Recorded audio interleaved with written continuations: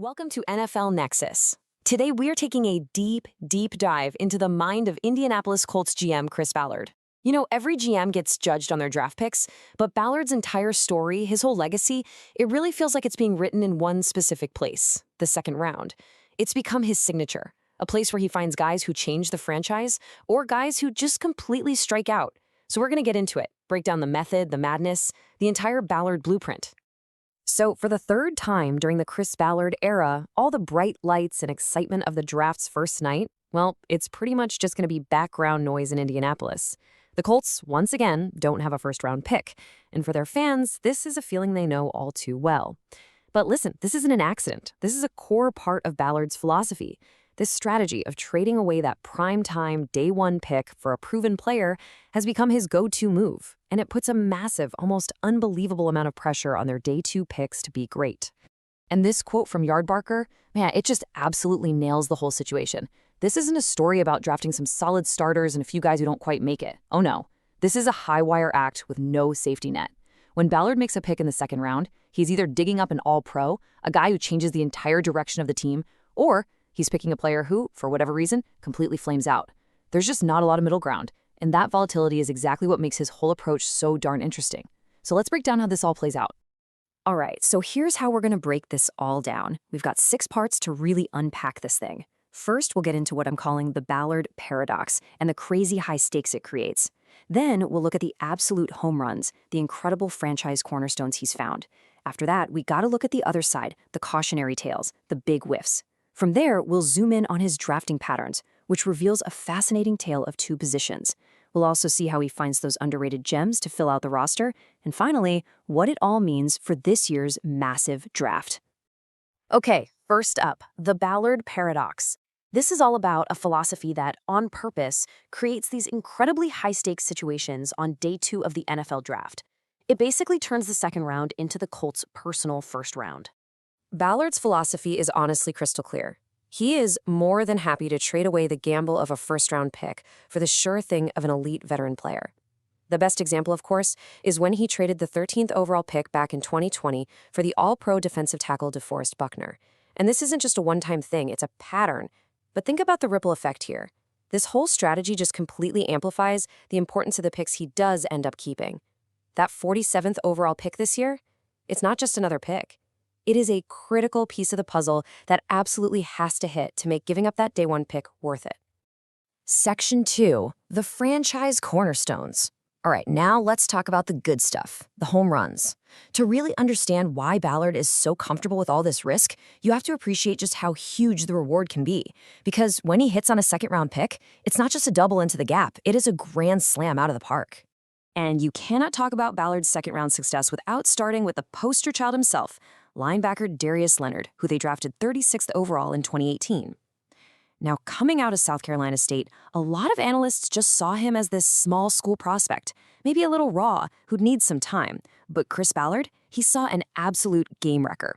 Leonard is the perfect, and I mean perfect, example of a day 2 home run. Leonard was so much more than just a good player, you know? He was this force of nature that immediately gave the Colts defense its identity. His energy was just relentless, he could run sideline to sideline, and his knack for that peanut punch turnover was just legendary. He didn't just come in and fit in, he took over, winning Defensive Rookie of the Year and getting named first-team All-Pro 3 times in his first 4 seasons. This is the kind of guy that GMs dream about finding, and Ballard got him on day 2.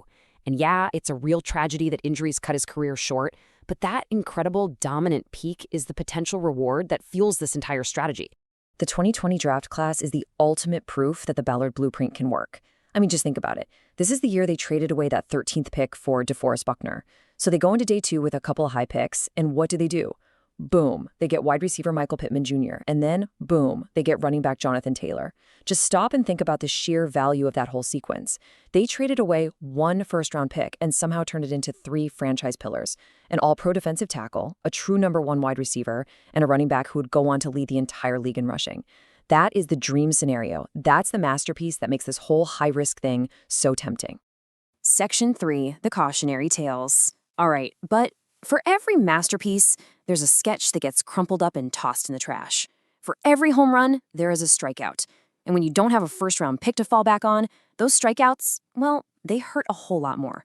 So now let's look at the what-ifs and the big misses. Man, these are the names that just make a front office and a fan base cringe. Quincy Wilson, Ballard's very first second-round pick. A big corner who was supposed to be a lockdown guy. He was a quick bust. Rock Ya-Sin, a tough player for sure. He showed you little flashes, but he was always flagged for penalties, was inconsistent, and eventually got traded. And then you've got Paris Campbell, and that one might be the most frustrating of them all. An absolutely electric athlete with world-class speed, but his career was just constantly stopped by one injury after another. Each one of these guys represents a huge missed opportunity, and that pain just gets magnified when you don't have a first-rounder to soften the blow. Section 4, a tale of two positions. Okay, this is where we get a little more analytical with our breakdown, because when you stop looking at the picks as just simple hits or misses, and you start to break them down by position, a really clear and kind of surprising pattern starts to pop up. It shows a very specific strength and a pretty glaring blind spot. What's so wild here is this incredible contrast. On one side, Chris Ballard seems to have the Midas touch with off-ball linebackers. I mean, he found an all-pro legend in Darius Leonard, and he got a super solid 100-tackle-a-year starter in Bobby Okereke. But then you look at the other side of the ball, at arguably the second most important position on the defense, the pass rusher, and his track record has been, well, let's just say, discouraging. So it really makes you wonder, right? What is it about his evaluation process that's so great with one and not so great with the other? It's a real puzzle at the center of his draft history. And the numbers, well, the numbers tell a pretty stark story. Let's really look at the best single season for sacks from his second-round pass rushers. Chemical Toure, a guy with incredible athletic ability, topped out at just 5.5 sacks. Ben Banogu, another explosive athlete, his best season was a mere 2.5. For a guy you're picking on day 2, those numbers just aren't going to cut it. Now, Deo Odangbo's recent 8-sack season, that is a huge, very encouraging sign. But as you can see, it's the clear exception to a really disappointing role. When you lay it out in a table like this, the pattern is just undeniable. Ballard has taken 4 big swings on pass rushers in the second round. 3 of them, Toure, Tyquan Lewis, and Banogu, are seen as definitive misses.